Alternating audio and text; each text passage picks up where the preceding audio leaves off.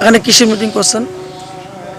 আজকে আমরা অমরেন্দ্রনগর এডিসি ভিলেজের আউটপোস্টে যে বাংলাদেশে দুর্গাপূজার উৎসবের সময় যে বাংলাদেশের যে ঘটনাটা হয়েছে ইডির ব্যাপারে ত্রিপুরা রাজ্যেও একটু হাওয়া আয়া পড়ছে। তবে যেভাবে বাংলাদেশে হয়েছিল এভাবে আমরা ত্রিপুরাতে হয়েছি না। তবে ত্রিপুরা রাজ্যেও অনেক জায়গায় বিভিন্ন জায়গায় মোটামুটি মসজিদ,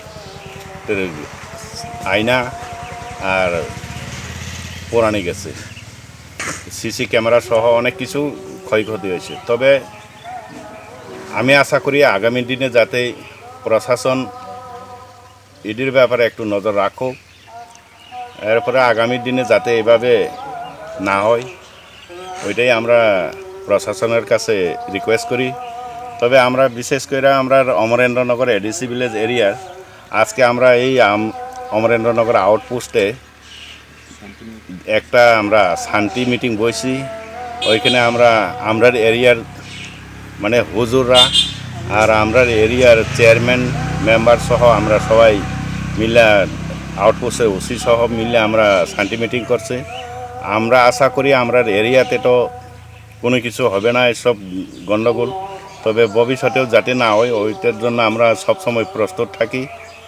তো আমি রাজ্যের জনগণের কাছে ওইটাই রিকোয়েস্ট করি যে আগামী দিনে যাতে এরকম ঘটনা দুবারা যদি সৃষ্টি না হয়, ওইটাই আর কি। আপনার নাম?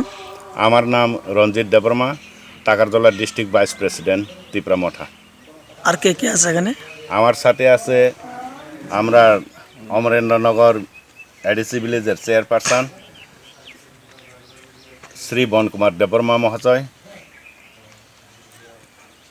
সে আমরা অমরেন্দ্রনগর এডিসি ভিলেজের অ্যাডভাইজারি চেয়ারম্যান, আর আমার লগে আরেকজন আছে ওয়াইটিএফ ইয়ং ত্রিপুরা ফেডারেশনের লোকাল আমরা কমিটির প্রেসিডেন্ট।